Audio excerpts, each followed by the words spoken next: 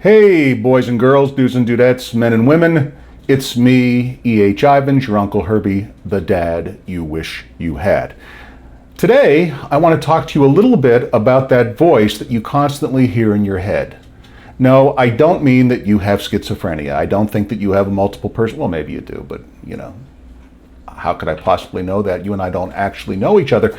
And by the way, I'd like to know you, and before I go on and into the subject matter at hand, if you look right above my head where I'm talking right now in the bar, you'll see where you can text me your questions anonymously, and I will answer anything you want to know from the dad you wish you had, since so many of us are raised either without a father or with a dysfunctional father for whatever reason. And in my 63 years, no brag, just fact, I have raised 4 healthy, well-adjusted adults, grandchildren, and have a wonderful relationship with men and women both. And how did I achieve all of that? Well, by making a jillion mistakes, because of course I am 63 years old. So for most of you watching me right now, everywhere you're about to go, I've already been, and that's given me the advantage of 20/20 hindsight, which I will happily share with you from a man's perspective. Not that your mom's perspective isn't very, very important, or women's perspective isn't very, very important. It's vitally important. But you need both to raise a happy a child, which all of us were, whether you're 13, 30, or 60 now, you were a child once. And the fact of the matter is that children are the receptacles of all of their parents' unresolved issues. Anything that your parents didn't work out in their lives, they simply downloaded into you, and then we spend the rest of our lives wrestling with it, hence the millions of self-help books and gurus and so on and so forth, and me. So I'm here to give you a dad's perspective, which I'm going to today about that little voice in your head. Now, if you're saying to yourself right now, what little voice in your head? I'm talking basically Jungian psychology. Now, let me preface, I am not a psychologist, but I read a lot. I'm an autodidact. That's a fancy word for saying I read everything and I retain everything I read. Again, not bragging. We all have our abilities. This just happens to be mine. It has been all my life. If we knew each other and we ever run across each other and you're going to, be in a game of a tournament of Trivial Pursuit and you want to win, make sure that I'm on your team. I know more about everything. I know a little bit about everything, and mostly because since I went to the Falk School in Pittsburgh, Pennsylvania, from the age of 5, where we had mandatory reading lists, I became a voracious reader, and to this day, read 2 books a week and have all my life. So do the math, over 63 years, and I've just picked up a lot of information, plus lived a lot of life, which we'll get into as I share anecdotes through this experience. Now, Jungian psychology differs from Freudian psychology. They both lived at the same time, Jung and Freud, and they were at one time colleagues. And if I'm telling you what you already know, just forgive this little review for those folks, watching me, for those of you watching me who don't know who Jung or Freud really were, or at least you've heard the name but aren't really sure what it really means. Freud thought it was all about your mother and sex, basically. And again, I'm being incredibly simplistic. And when I say it's all about all the trauma that you deal with in your life, and Jung thought it was more about this voice that forms in your head. Call it a core conversation. That's not what he called it. I'm calling it a core conversation just to make it easier for you. And it's that little voice that constantly whispers to you what it feels is the truth, but the problem is it's always a lie. Let me explain. Let me just expand on that a little bit.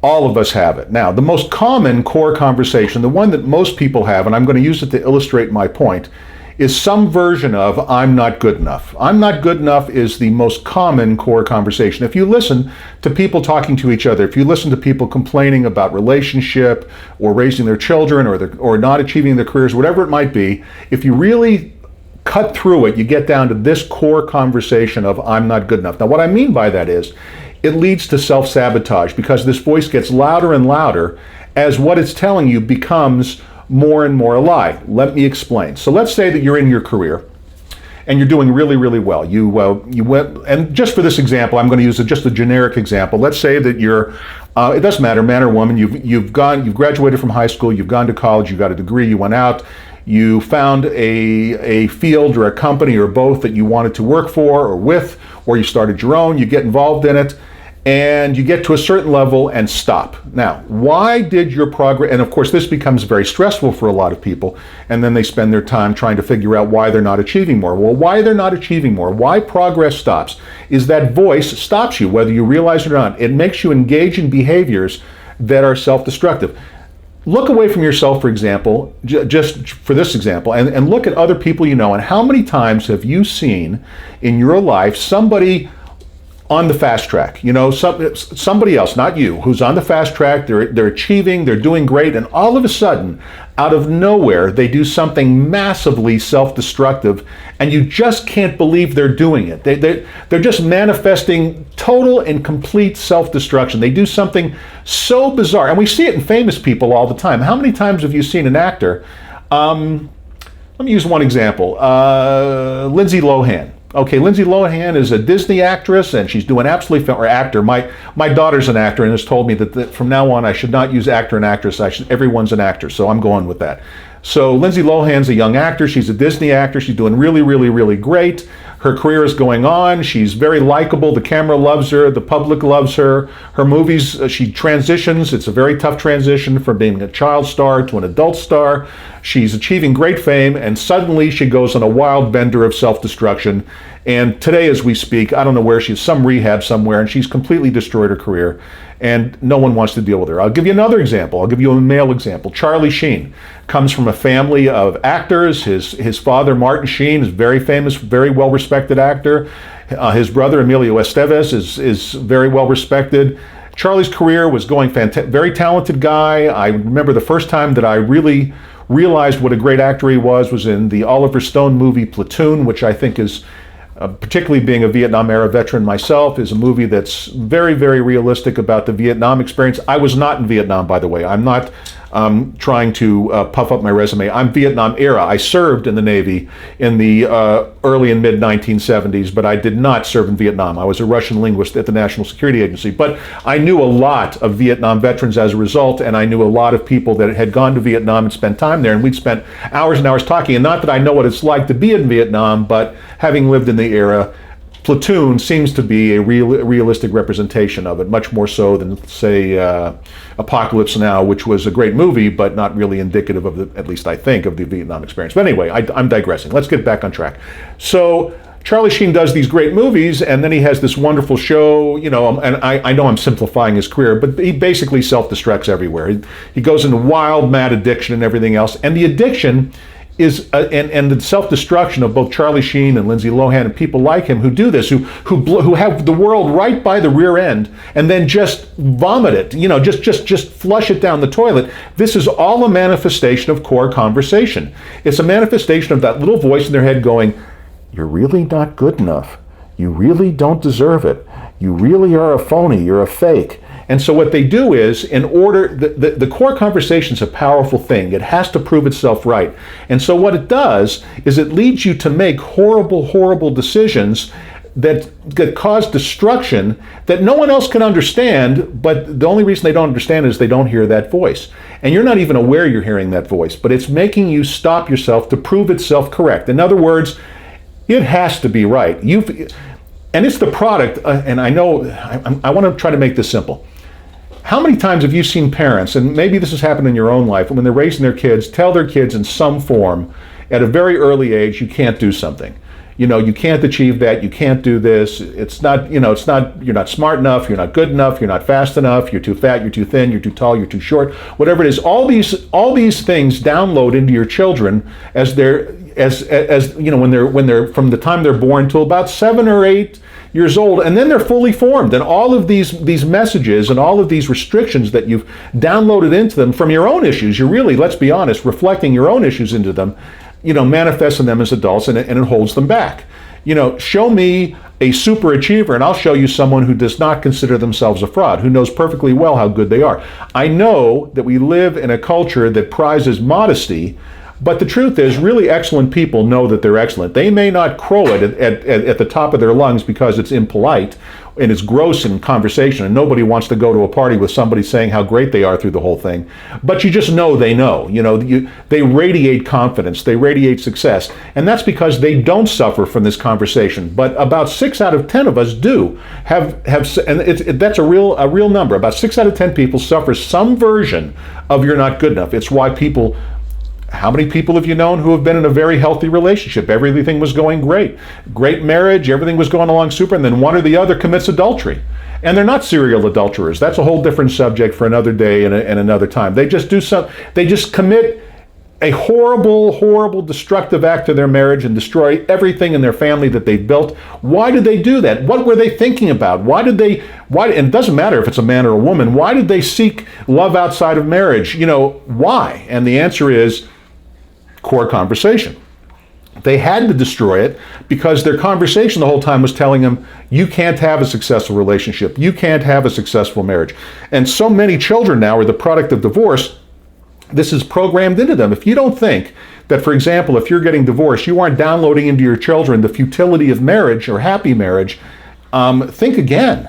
Okay, these are all and it's unconscious. It's in the back of your head, and you hear it in your voice, and how it manifests so often.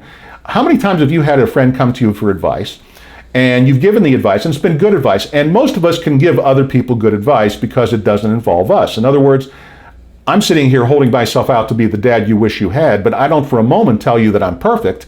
I'm just saying that since your issues aren't my issues, and since I've been around on this planet for 63 years and have been to a lot of places you haven't been yet, I can give you valuable from a male perspective advice that you can then balance against that you get from your moms or women or other men for that matter, and decide what you want to do moving forward. But it's really important to understand that when I give advice, or when you give advice to somebody else, when it's really, really good advice, it's good advice. Have you ever heard this? Yes, but you don't understand, blah, blah, blah, blah, blah. When you hear the words yes and but together, yes, but, that's core conversation. If you've ever said it, that's your core conversation manifesting. When you know the instant reason why the advice won't work, when you reject advice out of hand when you've asked for it, without even trying it, it's because it's running up against your core conversation. And your core conversation, this Jungian voice in the back of your head, formed from all the unresolved issues that your parents downloaded into you, this voice has to be right. It demands to be right. It manifests itself to be right. And you have two choices once you understand this, okay? And choice number one is to simply accept what it's telling you as true. But that's not the way to a happy life. And secondarily, let me give you a little tip. That voice, that core conversation is always 100% of the time a lie. Okay, always a lie, and it's always going to lead to problems later. Now, let me just share personally, my core conversation is not "I'm not good enough." My core conversation is "I'm lucky." Okay, in other words, it's I'm always going to win. In the end, I'm always going to win. Now, that's a lie. I have not always won. I have massively lost in my life. I've encountered incredibly difficult obstacles that I was not able to overcome. But at no time did that ever bother me. Why? Because even when I lose, I assume sooner or later I'm going to win. And why is that? Because of this core conversation. Now, you might say to yourself, what a great core conversation. This guy's got a core conversation that tells him he's always going to win. Wow, I wish I had that one. No, you don't. Because what the downside of that core conversation is, many times I don't know when I'm taking a stupid or foolish risk, because I can't recognize it because I'm so sure that I'm going to succeed. Now, as life has gone on and I've become aware of my core conversation, I've become aware of the lie that it is, now later in my life, and after a lot of bumps and bruises, not to mention years and years of therapy and counseling and everything else that I've gone through to become the person that I am, I now recognize the lie that it is, and I can see risk coming. But I'm telling you, for decades, and when I say for decades, until I was in my mid-50s really, I just could not appreciate when I was taking a stupid risk. And that's all the product of core. And what does that do? That makes everyone around you nervous. Imagine being the child of a father who doesn't know when not to take a risk, who will roll the dice and risk everything on an idea. And that was me for many, many, many years. I would roll the dice and not consider that I could lose, because my core conversation kept telling me, in the end, you're going to win. Always core conversation is wrong. Always core conversation is a lie. And even when it sounds good, it's bad. Okay? You have to understand that core conversation is always a lie. So, today, and let's wrap up this podcast and not have it go on and on before I get repetitive. But today, when you go out, start to think, and this is not an instant cure. To master core conversation takes years. And I mean, realistically, unless you're a very unusual person. And the way to do this is starting now, starting today, pledge to yourself that whenever you make a decision, before you actually make the final decision, you stop and think to yourself, am I making this decision because it's really good, or am I making this decision because I feel it's good? And if it isn't think, if it's feel, you're probably reacting to core conversation.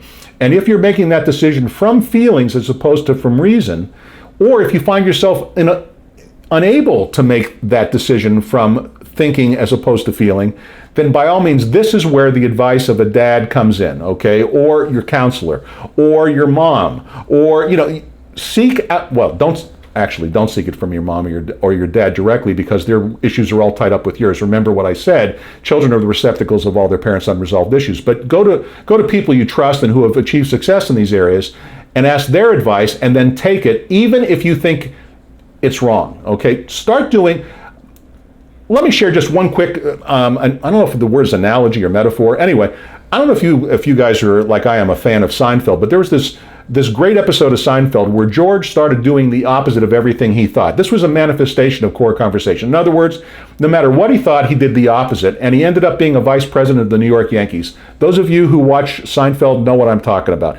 George was the manifestation of core conversation ruining someone's life, and then he just decided, whatever I think, I'm going to do the opposite. And next thing he knew, he was sitting in George Steinbrenner's office as the vice president of the Yankees, and I probably just dated myself by saying George Steinbrenner because he's been dead for years. And anyway, but I digress. So the point is, stop listening to yourself is what I'm telling you. So again, let me remind you, and this is how we'll wrap it up today. If you have questions and you don't have a dad to talk to, then by all means, look above my head, look at my other dad, text to the number above. I will answer your questions fairly. And remember, since I'm not involved in your life in any way other than to advise you, I'm going to give you the straight scoop. And then my advice is to trust it. Not because, I or the people that you're asking advice from in your life are superhuman or perfect, but when it doesn't involve our own lives and our own core conversations, advice becomes much clearer and easier to give. And remember that whenever you're having those feelings of inadequacy or insecurity or omnipotence or arrogance or whatever it is that's going through your head, and it's just a feeling that you get, and you get it all the time, that's core conversation. And it's always a lie. Stop believing it. And your life, the minute you start doing the opposite of what your core conversation leads you to do. If Lindsay Lohan had not gone out and partied when her body was telling her to, if Charlie Sheen had not been chasing prostitutes when his mind told him he could do it, how much different would their lives be today? Those are dramatic examples, but in your own life, in smaller ways, stop listening to that little voice. Start listening to reason. And remember that you can't reason yourself out of it's almost biological. It's so implanted in your brain. You cannot reason yourself through it. You need to have a third-party advisor to give you clarity, and you need to commit yourself to following the advice he or she gives you. And that's the key, at least to take the first step to a happy and fulfilled life. And that's where I'm going to leave it today. Thank you. Oh, before I go, don't forget to click the subscribe button. Don't forget to click the notifications button. And please share this. Share this with your friends. This is the place where you can get advice from the dad you wish you had. Me, your Uncle Herbie. And with that, I'm going to say adios and thank you.